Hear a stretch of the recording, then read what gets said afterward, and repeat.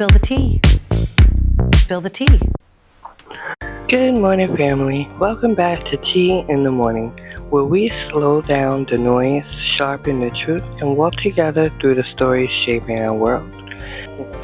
Today, we're stepping into the moment nearly 3 decades in the making. The opening of jury selection in the unaliving trial connected to the passing of Tupac Shakur, a case that has lived in whispers, documentaries, street corners, and studio conversations, is finally entering a courtroom. Let's get into it. So what's actually happening in court?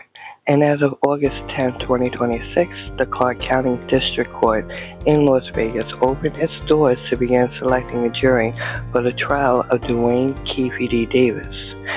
Keefe D. Davis is the only person ever charged in a connection with the passing of Tupac. Davis, who now is 63, is accused of orchestrating the attack, supplying the weapon, and acting as the head caller in a chain of events that led to the fatal passing of the Las Vegas Strip in 1996. And he has pleaded guilty. Now, for those who don't remember, this is a big story. This is going to be bigger than Diddy's trial. I'm telling you, because there are people like myself and in my age range a little bit older who's been waiting decades for this. This happened in 1996 when I was only 16 years old, and I'm telling you, and I'm now in my mid-40s. So we have been waiting, and this is going to happen. There's one person who's just been talking so much, and that's Keefe D. I mean, he wrote a book about it. He's been talking about it in interviews. He has been speaking his name in fame. I mean, he has been patty chatty, and now he finds himself in court for the things that he has been saying over the last decade or so. So around 75 potential jurors were summoned yesterday. The court started with the basic availability, medical concerns, and whether they could commit to a trial expected to last 4 to 5 weeks. By midday, more than 24 had already been dismissed, because it is going to be hard to find people who don't really know about this case. It really is. I mean, there's been movies and documentaries made about this over and over again, so it's going to be a little hard. You're going to have to find people in the age range of under the age of 34 and under, and then when it comes from 35 and up, it has to be from 35 to 50, almost 60. You have to count out, because they're going to know. So you got to go from 34 and under to 60 and above in order to really have people who don't really know anything about this case. Because everybody else in between is my generation and the next under, and they know. But the real heart of the process, understanding whether these jurors can sit in a room with the weight of hip-hop's industry that still remains impartial. The question of the matter is the potential jurors asked about. The questions the matter for the potential jurors were asked were, how well and how familiar are you with Tupac's passing? Whether they formed opinions about Davis. Do they have any gang affiliations? Their favorite books and movies? And yes, whether they listen to Pac's music. Because this isn't just a trial, it's a cultural landmark. And the court needs people who can separate legacy from evidence. The witness list read out loud in the court included names that sharpened the entire era. And I'm telling you, when I read this list and I heard this list, it's crazy. It's not gonna be.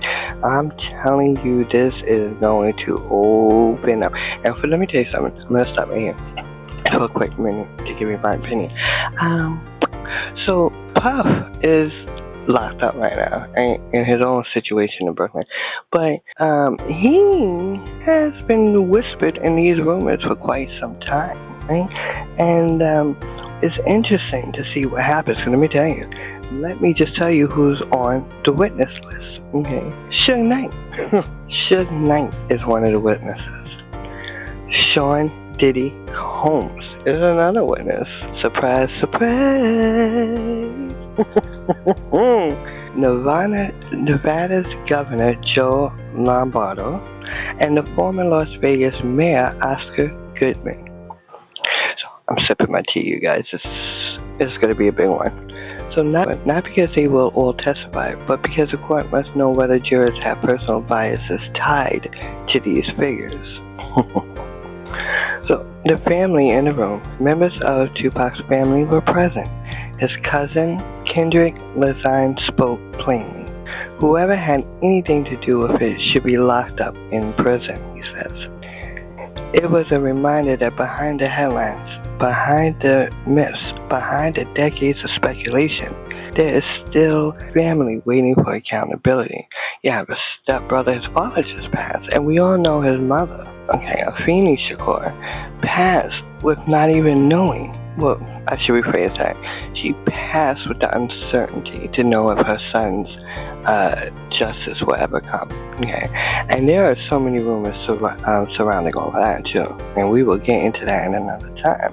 But we are going to talk about this. It's a lot matters. Why does this trial matter? For years, this case lived in the shadows. It resurfaced because of Davis' own public statement, interviews, and his 2019 memoir, Moments, where he described his role in the events of that night. Now remember, he isn't technically the one who did any of the pow, as you would like to call it, right? It was his nephew, and his nephew is the one who fought in the lobby the night of the Las Vegas fight with Mike Tyson. So I mean, it's a whole huge thing, right? But because most of the people in that car that night, all the people in that car that night, including his nephew, are no longer alive. So he's the only one left, and he's been doing all the talking. So the sword falls on him. Okay? Prosecutors aren't trying to prove who pulled the trigger. They're trying to prove who set the plan in motion. And for the first time, that question is being asked in court of law. A moment in hip-hop history.